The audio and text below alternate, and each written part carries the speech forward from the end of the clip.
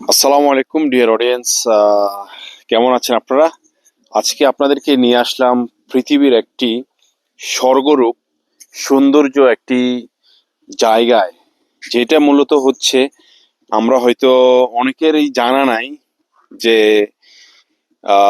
ক্যাম্বোডিয়ার এত সুন্দর একটি পাহাড়ি একটি জায়গা, যেটাকে আমরা আমরা নর্মালি অনেকেই সুইজারল্যান্ড বলে থাকি।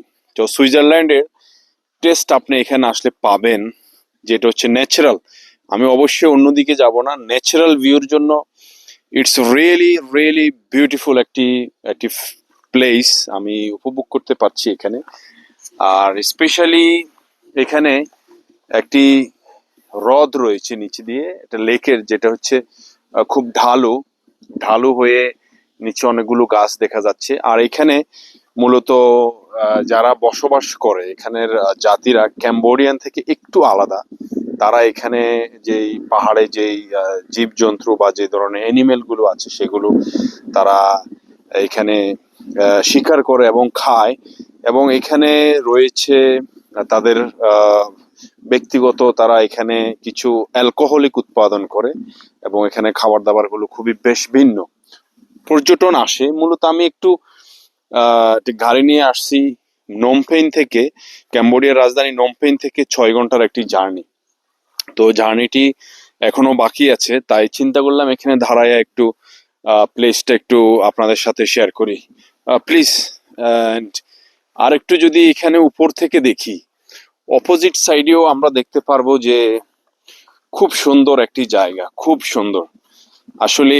ওকে, এই জায়গাটির নাম হচ্ছে মন্ডলকিরি।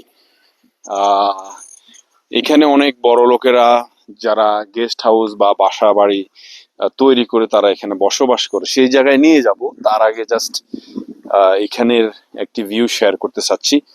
আহ একটু যদি সামনে হাঁটি আমরা দেখব যে আহ বিশাল বিস্তৃত এক এলাকা এবং আহ সামনে খুব সুন্দর একটি একটি জায়গা আমরা দেখতে পাচ্ছি। সেটা হচ্ছে আহ ঠিক পাহাড়ি গাছগুলো এবং দুই দিক থেকে এভাবে ঢালু করে নেমেছে, যেখানে হচ্ছে এই যে লাইক লেকের মতো চলে গেল। এবং এখানে অনেক বিভিন্ন ফল ফ্রুট সবজি উৎপাদন হয়, সেগুলোতে হয়তো আস্তে আস্তে যাব। তো এই ভিডিওটি এখানে শেষ করছি। এই ক্যাম্বোডিয়ার রাজধানী নমপেন থেকে 6 ঘন্টার জার্নি করে আসলেই আমরা পৌঁছে যাব মন্ডলকিরি। আর মন্ডলকিরিটা এটা খুবই, এটা পড়েছে ভিয়েতনামের বর্ডারের সাথে এবং খুব বিউটিফুল একটি প্লেস। আমরা এখানে আসলে উপভোগ করতে পারবো। সো ধন্যবাদ সঙ্গে থেকে, আশা করি ভিডিওটি উপভোগ করেছেন। আর very much refreshment, very much. আর ওয়েদার যদি এক কথায় বলি, যে ফ্যান্টাস্টিক ওয়েদার, না গরম না ঠান্ডা, মাঝে মাঝে বৃষ্টি হয়। আর খুবই ভালো চমৎকার একটি ওয়েদার আমি উপভোগ করছি। সো সঙ্গে থাকার জন্য আপনাদের সবাইকে ধন্যবাদ বন্ধুরা। ইয়েস।